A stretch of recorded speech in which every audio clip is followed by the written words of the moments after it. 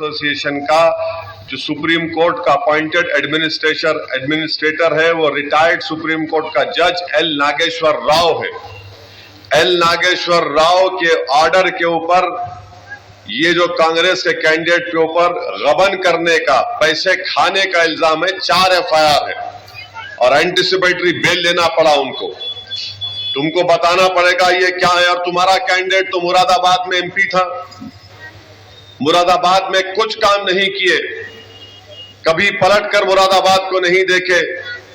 2009 से 14 तक कांग्रेस का कैंडिडेट एमपी था, 14 में उनको टिकट नहीं दिए, बीजेपी जीत गई वहां पर। फिर उसके बाद इनको सवाई माधोपुर टोंक राजस्थान की पार्लियामेंट की सीट दिए, 4 लाख वोट मिले, कभी पलट के वहां पर नहीं गए। तो कांग्रेस वालों, हमको सियासत की तारीख बहुत अच्छी तरह मालूम। तुम्हारे कैंडिडेट की तारीख और बयान कर सकता हूं मैं। तुम्हारे कैंडिडेट के ऊपर एक नेटफ्लिक्स के ऊपर एक पिक्चर बनी मैच फिक्सिंग के ऊपर। उसमें सीबीआई का डायरेक्टर ये बोलता है कि अजहरुद्दीन के ऊपर, वो नेटफ्लिक्स पे बोल रहे वो कि ये मैच फिक्सिंग में मुलविस थे। उस वक्त पीएमएलए का कानून नहीं था, क्यों नहीं तुम्हारा कैंडिडेट डालता हो सीबीआई के डायरेक्टर के ऊपर डेफेमेशन का केस? डालो उसके ऊपर डेफेमेशन का केस।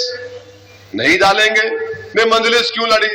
अरे मजलिस हर एक के खिलाफ लड़ती आ रही बाबू, हम कोई नए नहीं है, हम लड़ते आए। जानी मियां लड़े, बल्दिया का इलेक्शन, यहां पर ये मजलिस का इलाका है। तुम कहां से टपके नहीं मालूम मेरे को। यहां से आप ऐसा बोले मैं दूल्हे भाई की तलवार, कोई मेरे सामने नहीं ठहरना है। चुनाव है, इलेक्शन है, अरे कोई भी जीतेगा कोई भी हारेगा। आप हमारे खिलाफ कैंडिडेट खड़ा किए, उसके बारे में नहीं बोलते। और किसको नुकसान हो रहा? इनके बड़ों को नुकसान हो रहा। किसका घर तोड़ा जा रहा, किसका इनकाउंटर हो रहा, किसके सर से हिजाब खींचा जा रहा, किसके मस्जिदों से उत्तर प्रदेश में लाउड स्पीकर निकाला जा रहा, किसको हथकड़ियों में गोली मारी जा रही। अरे तुम्हारी वजह से बीजेपी इख्तियार में है। तेलंगाना में हमने होने नहीं दिया। ये मजलिस ताकतवर है, यहां पर मजलिस लड़ती है आपके हिस्से के लिए, आपके इंसाफ के लिए।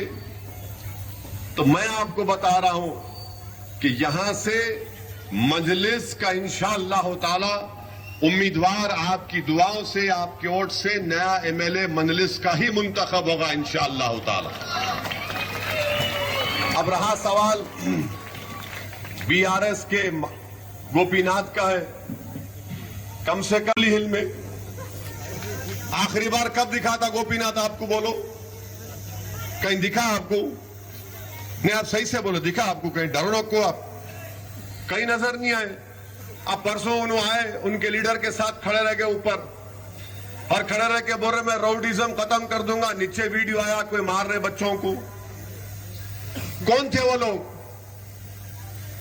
क्या हो रहा है यहां पर जुबली हिल में?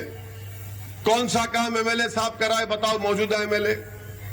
हम डेवलपमेंट का काम करवा के लेके आते हैं, टांग अड़ाते। नहीं नहीं, मरहूम शरीफ साहब पूरा मंजूर करा के लेके आते, और शरीफ मरहूम बोलते साहब जान दो, उसको बुला ले। तो अरे बोला भाई तुम मेहनत करना, शरीफ जाने दो साहब, मेरा काम हो जाता है। तो उन्हें काम को रुका था। इन्हों क्या आते, खाली इनको लाके चलो ठीक है ठहर जाओ, फोटो ले लेंगे आपकी। कुछ काम नहीं किए टीआरएस वाले जुबली हिल्स में। यहां पर आवाम के मसाइल के अंबार है, बहुत मुश्किलात है। तो मेरी आप तमाम से ये गुजारिश है कि इस बार आप देख समझ के वोट दीजिए। आपको एक बेहतरीन फाल हरकियाती एमएलए की जरूरत है। और मुझे ये बताया गया कि गोपीनाथ की तबीयत भी आजकल अच्छी नहीं रहती। अल्लाह करे उनकी सेहत अच्छी हो जाओ, मगर जब आप अमली सियासत में हैं, आपको अवाम के दरमियान में रहना पड़ता है, अवाम की खिदमत करना पड़ता है आपको। और हमारा उम्मीदवार राशिद फराज, आप शेखपेट की आवाम से पूछ लो, करोड़ रुपए के डेवलपमेंट के काम राशिद फराज ने शेखपेट में करवाए। वहां पर सख्त मुकाबला होता है राशिद का, मगर बीजेपी को हराए, टीआरएस को हराए, कांग्रेस तो खैर वहां पे नहीं है। ये काम आपके लिए बहुत जरूरी है कि जुबली हिल में आप मजलिस को मजबूत करिए। और जमहूरियत की हकीकत यह है कि जिस पार्टी के पास ज्यादा एमएलए होंगे उनके और मसाइल को हल किया जा सकेगा।